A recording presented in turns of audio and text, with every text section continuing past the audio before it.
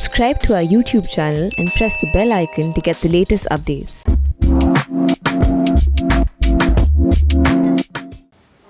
कांग्रेस के वरिष्ठ नेता मनीष तिवारी ने एक बड़ा दावा किया है।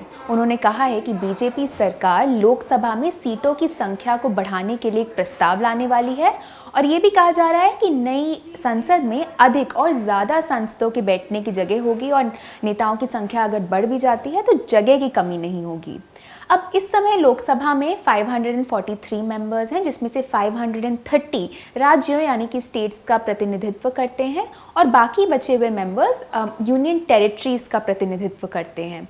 लेकिन ये संख्या आखिर किस तरह से बढ़ाई जा सकती है? आज के KYC या नो योर कॉन्स्टिट्यूशन के एपिसोड में मैं आपको इसी सवाल का जवाब दूंगी। अब कॉन्स्टिट्यूशन के आर्टिकल 81 के हिसाब से लोकसभा में राज्यों का प्रतिनिधित्व करने वाले ज़्यादा से ज़्यादा 530 मेंबर्स और यूनियन टेरिटरीज के लिए ज़्यादा से ज़्यादा 20 मेंबर्स हो सकते हैं। आर्टिकल 81 के ही क्लॉज 2 में एक फॉर्मूला निर्धारित है जिससे एक तरह का प्रोपोर्शनल प्रतिनिधित्व यानी कि प्रोपोर्शनल रिप्रेजेंटेशन उसकी बात की गई है और इस सिस्टम जिस सिस्टम को लाया गया है उसके हिसाब से राज्यों का एक समान एक तरह का प्रतिनिधित्व सुनिश्चित किया गया है।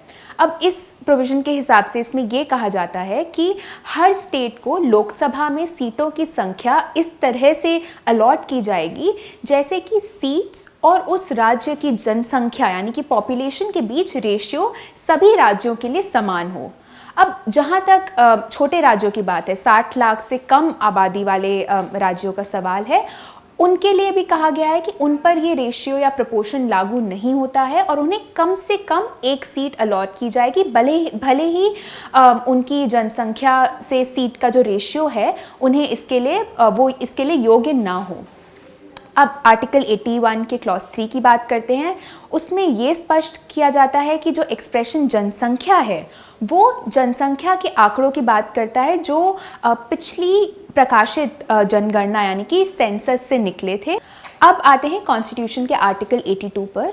बेसिकली आर्टिकल 82 में ये कहा गया है कि हर सेंसस के पूरा होने के बाद लोकसभा में राज्यों का सीट एलोकेशन और उसके साथ साथ राज्य विधानसभा के कॉन्स्टिट्यूएंसीज का भी रीएडजस्टमेंट यानी कि पुनर्निर्माण किया जाना चाहिए। ये इसलिए किया जाता है ताकि राज्यों में जनसंख्या में जो चेंजेस आते हैं उसका भी प्रतिनिधित्व होता रहे। अब इस पूरे प्रोसेस को जो आर्टिकल 82 जो इस प्रोसेस की बात करता है उस पूरे प्रोसेस को परिसीमन यानी कि डिलिमिटेशन कहा जाता है। लेकिन इस पूरे प्रोसेस में एक इशू अब तक पाया गया है कि लोकसभा में राज्यों का जो प्रतिनिधित्व है रिप्रेजेंटेशन है उनकी जनसंख्या पर निर्भर करता है। तो जो राज्य जनसंख्या नियंत्रण उपायों यानी कि पॉपुलेशन कंट्रोल मेजर्स पर ध्यान केंद्रित करते थे उन्हें संसद में कम प्रतिनिधित्व का जोखिम था। अब इसी बात को सोचकर और देखकर इमरजेंसी के दौरान कॉन्स्टिट्यूशन में जो 42nd अमेंडमेंट लाया गया था जिसे कई बार इंदिराज कॉन्स्टिट्यूशन या मिनी कॉन्स्टिट्यूशन भी कहा जाता है, इस अमेंडमेंट में आर्टिकल 81 क्लॉज 3 में एक परंतु जोड़ा गया था और ये अमेंडमेंट ये कहता है कि आखिरी सेंसस जिसके आंकड़े पब्लिश किए गए हैं इसका संदर्भ साल 2000 के बाद ली गई पहली जनगणना के आंकड़े प्रकाशित होने तक 1971 के सेंसस के संदर्भ में के रूप में लिया जाएगा। तो इस अमेंडमेंट ने आर्टिकल 82 में भी ऐसा ही एक पोर्शन जोड़ा था और साल 2000 तक रीएडजस्टमेंट और डिलिमिटेशन को रोक दिया था। तो बेसिकली इस अमेंडमेंट से इससे लोकसभा में स्टेट्स और यूनियन टेरिटरीज के प्रतिनिधित्व को निर्धारित करने के लिए 1971 की जनगणना या फिर सेंसस के अनुसार जनसंख्या के आंकड़ों को प्रभावी ढंग से एक तरह से स्थिर या फिर फ्रीज कर दिया गया था। 2001 में 84th कॉन्स्टिट्यूशन अमेंडमेंट से इस समय सीमा को 2000 से और बढ़ाकर 2026 कर दिया गया और ये कहा गया कि देश के विभिन्न और कई हिस्सों में परिवार नियोजन कार्यक्रमों को प्रगति को ध्यान में रखते हुए और राष्ट्रीय जनसंख्या रणनीति के हिसाब से ये डिसीजन लिया जा रहा है। अब इसके बाद एक डिलिमिटेशन अभ्यास हुआ था, ये जुलाई 2002 में शुरू हुआ था और मई 2008 में समाप्त हुआ था और 2001 के सेंसस पर आधारित था ये। इसने देश के सभी सांसदीय और विधानसभा क्षेत्रों को फिर से समायोजित किया, लेकिन ये 2001 में लाए गए फ्रीज के कारण लोकसभा या विधानसभा में सीटों की कुल संख्या को बढ़ा नहीं पाया। अब ऐसा नहीं है कि लोकसभा में सीटें बढ़ने की बात पहली बार की जा रही है। कॉन्स्टिट्यूशन में कई अमेंडमेंट से पहले भी लोकसभा में बदलाव किए गए हैं। फॉर एग्जाम्पल, जो ओरिजिनल आर्टिकल 81 था उसने लोकसभा की ज़्यादा मैक्सिमम संख्या को 500 मेंबर्स पर निर्धारित किया था और इसलिए 1952 में पहले सदन में 497 मेंबर्स थे। अब 1952 के बाद कई परिसीमन यानी कि डिलिमिटेशन अभ्यास हुए। उसके साथ साथ राज्यों में पुनर्गठन के कारण और रीऑर्गेनाइजेशन के कारण लोकसभा में कई राज्यों को जो सीटें अलॉटेड थी उनकी संख्या चेंज हुई और उसमें बदलाव आए। फॉर एग्जाम्पल, जो अनअमेंडेड आर्टिकल 81 था उसमें कहा गया था कि राज्यों को डिवाइड, ग्रुप या निर्वाचित क्षेत्रों में गठित किया जाएगा ताकि ये सुनिश्चित किया जा सके कि हर 7,50,000 जनसंख्या पर कम से कम एक मेंबर हो और हर 5 लाख जनसंख्या के लिए एक से ज़्यादा मेंबर ना हो। 1951 के सेंसस के रिजल्ट्स के बाद कॉन्स्टिट्यूशनल अमेंडमेंट ने इन आंकड़ों को 8,50,000 और 6,50,000 में बदल दिया। फिर 1956 में 7वें कॉन्स्टिट्यूशनल अमेंडमेंट से राज्यों के रीऑर्गेनाइजेशन और पुनर्गठन के बाद आर्टिकल 81 में कई बदलाव किए गए, क्योंकि अब देश को 14 राज्यों और 6 यूनियन टेरिटरीज में विभाजित किया गया था उस समय। 1973 में कॉन्स्टिट्यूशन में 31st अमेंडमेंट से लोकसभा की सीटों को 500 से बढ़ाकर 525 कर दिया गया था।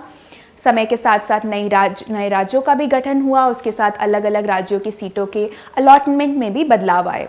1976 और 2001 के अमेंडमेंट्स से लाए गए फ्रीज के बावजूद भी लोकसभा की कॉम्पोजिशन में कुछ बदलाव आए। फॉर एग्जाम्पल, जब उत्तराखंड जैसे नए राज्यों का गठन हुआ।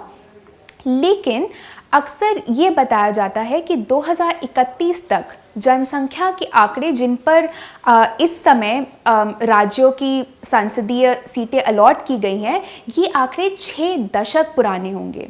विशेषज्ञों ने ये भी बताया है कि इससे ओवर रिप्रेजेंटेशन और अंडर रिप्रेजेंटेशन की समस्या आ सकती है। फॉर एग्जाम्पल, ये गणना और ये कैलकुलेशन की गई है कि 2001 के सेंसस के अनुसार उत्तर प्रदेश को 7 और सीटें अलॉट की जानी चाहिए थी, जबकि तमिलनाडु में 7 सीटें, लोकसभा सीटें कम कर देनी चाहिए थी। अब 2011 के सेंसस के आधार पर भी ऐसे कैलकुलेशंस किए गए थे जिसके मुताबिक रिसर्चर्स ने ये कहा कि राजनीतिक सत्ता में बड़ा बदलाव आ सकता था। इससे उन्हें पता चला कि अगर इन संख्याओं को ध्यान में रखा जाता तो 4 उत्तर भारतीय राज्य, बिहार, मध्य प्रदेश, राजस्थान और उत्तर प्रदेश को कलेक्टिवली, सामूहिक रूप से 22 और सीटें अलॉट की जानी चाहिए थी, जबकि 4 दक्षिणी राज्यों, आंध्र प्रदेश, केरल, तमिलनाडु और तेलंगाना को कुल मिलाकर 17 सीटों से हाथ धोने पड़ते। हालांकि लोकसभा में सीटों की कुल संख्या को बढ़ाने को पास्ट में एक सकारात्मक रूप से ही देखा गया है, क्योंकि विशेषज्ञों ने ये माना है कि इससे जो बड़ी कॉन्स्टिट्यूएंसीज को अकेले संसद संभाल रहे हैं, इसकी समस्या का समाधान होगा इसमें। अब ऐसी ही बात दिवंगत पूर्व राष्ट्रपति प्रणब मुखर्जी ने भी की थी। दिसंबर 2019 में उन्होंने भी लोकसभा की सीटों की संख्या को 1000 तक बढ़ाने की बात की थी।